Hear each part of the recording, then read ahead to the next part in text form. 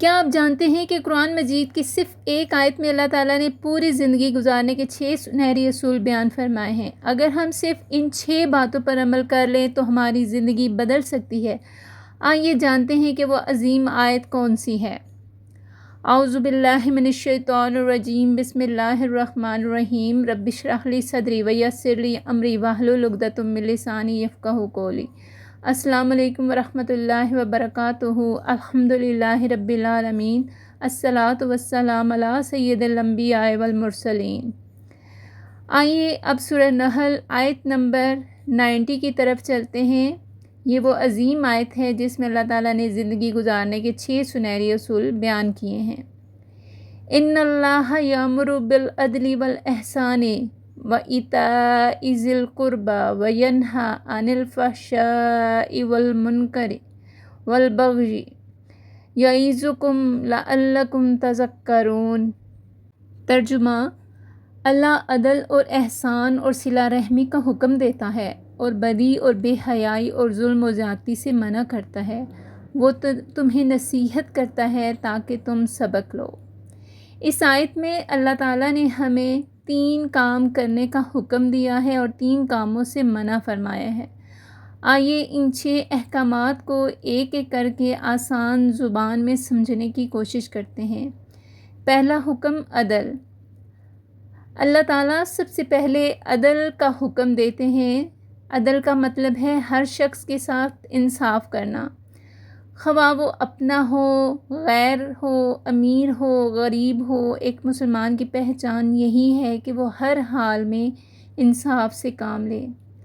ناظرین کرام، یاد رکھیے، عدل وہ خوبی ہے جو معاشرے میں امن، اعتماد اور محبت پیدا کرتی ہے۔ اس لیے اللہ تعالیٰ نے اس آیت میں سب سے پہلے عدل کا حکم دیا ہے۔ انصاف صرف عدالت میں نہیں ہوتا بلکہ ہماری روزمرہ زندگی میں بھی ہوتا ہے۔ گھر میں، اسکول میں، دفاتر میں، کاروبار میں، ہر جگہ انصاف کرنا بہت ضروری ہے۔ اگر ہم کسی کا حق مار لیں، جھوٹ بول کر فیصلہ کریں یا اپنے مقصد اور اپنے فائدے کے لیے کسی پر ظلم کریں تو یہ عدل نہیں بلکہ ناانصافی ہے۔ ایک سچا مسلمان وہی ہے جو اپنے دوست، رشتہ دار، پڑوسی، حتیٰ کہ اپنے مخالف کے ساتھ بھی انصاف کرے۔ اس لیے اللہ تعالیٰ نے اس عظیم آیت میں سب سے پہلے عدل کا حکم دیا ہے۔ ناظرین کرام، دوسرا حکم احسان ہے۔ اللہ تعالیٰ کا دوسرا حکم احسان۔ احسان کا مطلب صرف کسی غریب کو پیسے دینا نہیں بلکہ ہر وہ کام احسان ہے جو خلوص نیت کے ساتھ محبت اور اللہ کی رضا کے لیے کیا جائے۔ اگر آپ اپنے والدین سے نرمی سے بات کرتے ہیں تو یہ احسان ہے۔ اگر آپ اپنے استاد کا احترام کرتے ہیں تو یہ بھی احسان ہے۔ اگر آپ اپنے بچوں کی اچھی تربیت کرتے ہیں تو یہ بھی احسان ہے۔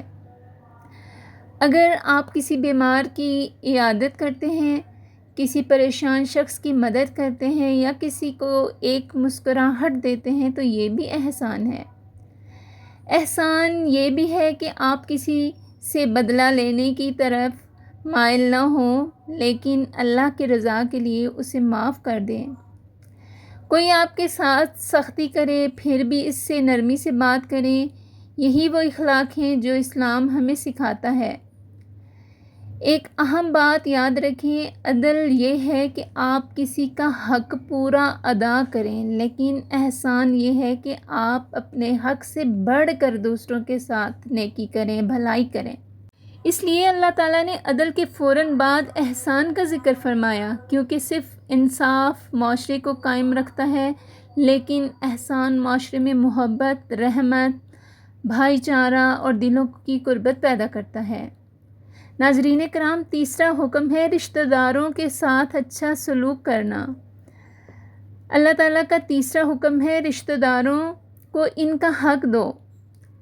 صرف اسلام عبادت کی تعلیم نہیں دیتا بلکہ خاندانی تعلقات کو بھی بہت اہمیت دیتا ہے۔ اس لیے اللہ تعالیٰ نے عدل و احسان کے بعد خاص طور پر رشتہ داروں کا ذکر فرمایا ہے۔ رشتہ داروں کا حق صرف مالی مدد کرنا نہیں بلکہ ان سے اچھے تعلقات بھی قائم رکھنا ہے۔ ان کی خیریت پوچھنا، مشکل وقت میں ان کا ساتھ دینا، خوشی اور غمی میں شریک ہونا۔ اگر کسی بات پر ناراضگی ہو جائے تو یہاں پہل کر کے صلح کرنا بھی ایک رشتہ داروں کے حقوق میں شامل ہے۔ آج کے دور میں بہت سے لوگ مصروفیات یا معمولی اختلافات کی وجہ سے اپنے رشتہ داروں سے تعلق ختم کر دیتے ہیں، حالانکہ اسلام میں صلہ رحمی یعنی رشتے جوڑنے کی تعلیم دی گئی ہے، نہ کہ رشتے توڑنے کی۔ اگر کوئی رشتہ دار ہم سے اچھا سلوک نہ بھی کرے تب بھی ہمیں اپنی طرف سے تعلق قائم رکھنے کی کوشش کرنی چاہیے، کیونکہ اللہ تعالیٰ ایسے لوگوں کو پسند فرماتے ہیں جو رشتہ داروں کے ساتھ تعلق استوار کرتے ہیں، رشتوں کو جوڑتے ہیں۔ اس لیے اللہ تعالیٰ نے اس عظیم آیت میں ہمیں یہ تعلیم دی ہے کہ اپنے رشتہ داروں کے حقوق ادا کرو، ان کے ساتھ محبت، خیر خواہی اور تعاون کا رویہ اختیار کرو، کیونکہ یہ مضبوط خاندان ہی محفوظ معاشرے کی بنیاد ہوتا ہے۔ اب آیت کے اس حصے کی جانب بڑھتے ہیں جس میں چند چیزوں سے ہمیں منع کیا گیا ہے، اور وہ چوتھی بات ہے فحشاء سے بچو۔ اللہ تعالیٰ فرماتے ہیں فحش سے بچو۔ فحشاء سے مراد یہ ہے کہ بے حیائی جسے اسلام نے حرام قرار دیا ہے، چاہے وہ عملاً ہو، زبان سے ہو یا نگاہوں سے ہو۔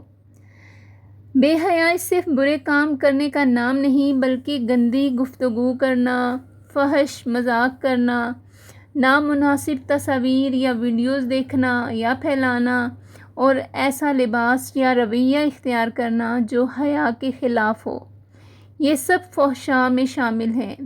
اسلام ہمیں حیا سکھاتا ہے کیونکہ حیا ایمان کی ایک بہت بڑی صفت ہے۔ جب انسان کے دل میں حیا ہوتی ہے تو وہ خود بخود بہت سے گناہوں سے بچا رہتا ہے۔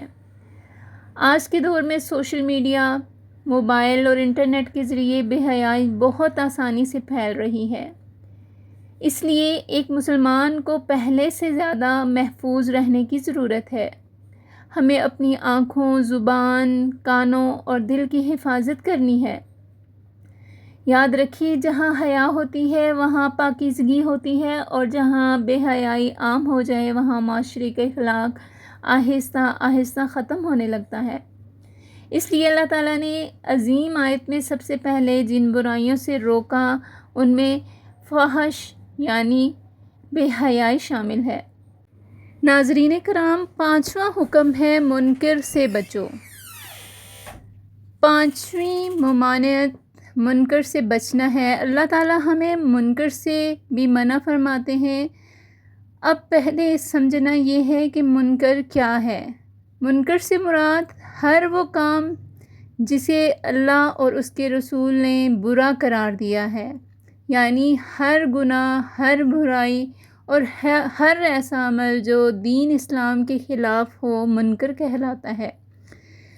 منکر صرف بڑے گناہوں کا نام نہیں، جھوٹ بولنا، وعدہ خلافی کرنا، دھوکہ دینا، غیبت کرنا، حسد کرنا، لوگوں کے دل آزاری کرنا، رشوت لینا، ناپ تول میں کمی کرنا اور کسی کا حق مارنا، یہ سب منکر میں شامل ہیں۔ اکثر انسان سوچتا ہے کہ یہ تو کوئی چھوٹی سی بات ہے، لیکن اسلام میں کوئی گناہ اس لیے چھوٹا نہیں ہو جاتا کہ اسے معمولی سمجھ لیں۔ اگر انسان چھوٹی برائیوں کو مسلسل کرتا رہے تو وہ آہستہ آہستہ بڑی برائیوں تک پہنچا دیتی ہیں۔ ایک مسلمان کی ذمہ داری ہے کہ وہ نہ صرف خود برائی سے بچے بلکہ اپنی اولاد، اپنے گھر والوں اور اپنے معاشرے کو بھی برائی اور سے بچائے، نرمی اور حکمت کے ساتھ یہ کام کرے اور انہیں ان چیزوں سے بچنے کی تلقین کرے۔ ناظرین کرام، یاد رکھیں جب معاشرے میں منکر عام ہو جائے تو لوگ اسے برا سمجھنا چھوڑ دیتے ہیں۔ تو معاشرے کی بنیادیں کمزور پڑنا شروع ہو جاتی ہیں۔ اس لیے اللہ تعالیٰ نے اس عظیم آیت میں ہمیں ہر قسم کے منکر یعنی برے کام، ناجائز کام سے بچنے کی تلقین فرمائی ہے۔ ناظرین کرام، اس آیت کے آخر میں بغی سے منع فرمایا ہے۔ بغی کا مطلب ہے ظلم کرنا، کسی کے حق پر ناجائز قبضہ کرنا، تکبر کرنا یا اپنی طاقت، دولت یا عہدے کا غلط استعمال کر کے دوسروں کو نقصان پہنچانا۔ ظلم صرف کسی کو مارنے یا اس کا مال چھیننے کا نام نہیں، کسی کی عزت کو ٹھیس پہنچانا، کسی پر جھوٹ بولنا، کسی پر جھوٹا الزام لگانا، ملازم کی تنخواہ روک کر دینا، کمزور کا حق دبا لینا، با اختیار کا ناجائز فائدہ اٹھانا بھی ظلم میں شامل ہے۔ اللہ تعالیٰ ظلم کو پسند نہیں فرماتے۔ قرآن مجید میں بار بار انصاف کا حکم اور ظلم سے بچنے کی تاکید کی گئی ہے، کیونکہ ظلم نہ صرف ایک فرد کو نقصان پہنچاتا ہے بلکہ پورے معاشرے میں بے چینی اور فساد پیدا کر دیتا ہے۔ ایک سچا مسلمان وہ ہے جو نہ خود کسی پر ظلم کرتا ہے، نہ کسی کے ظلم میں اس کا ساتھ دیتا ہے۔ اس لیے اللہ تعالیٰ نے اس عظیم آیت کے آخر میں ظلم اور زیادتی سے بچنے کا حکم دیا ہے۔ ایک ایسا معاشرہ قائم ہو جہاں انصاف، محبت اور امن ہو۔ ناظرین کرام، سورہ نحل کی آیت نمبر 90 میں اللہ تعالیٰ نے ہمیں زندگی گزارنے کے 6 عظیم اصول عطا فرمائے ہیں۔ 3 کام کرنے کا حکم ہے اور 3 کاموں سے بچنے کا حکم ہے۔ جو کام کرنے ہیں ان میں عدل، احسان اور رشتہ داروں کے حقوق ادا کرنا ہے، اور جن کاموں سے منع کیا گیا ہے وہ ہے فحشاء یعنی بے حیائی سے بچنا، منکر ہر برائی سے بچنا، بغی ظلم اور زیادتی سے بچنا۔ اگر ہم صرف اور اس ایک آیت کو اپنی زندگی کا حصہ بنا لیں تو ہمارے گھر، ہمارے تعلقات اور ہمارا معاشرہ پہلے سے کہیں بہتر ہو سکتا ہے۔ اللہ تعالیٰ ہمیں قرآن مجید کے احکامات کو سمجھنے، ان پر عمل کرنے اور دوسروں تک پہنچانے کی توفیق عطا فرمائے۔ اگر آپ کو یہ بیان اچھا لگا ہو تو اسے ضرور شیئر کریں تاکہ زیادہ سے زیادہ لوگ اس عظیم آیت کا پیغام جان سکیں۔ والسلام علیکم ورحمۃ اللہ وبرکاتہ۔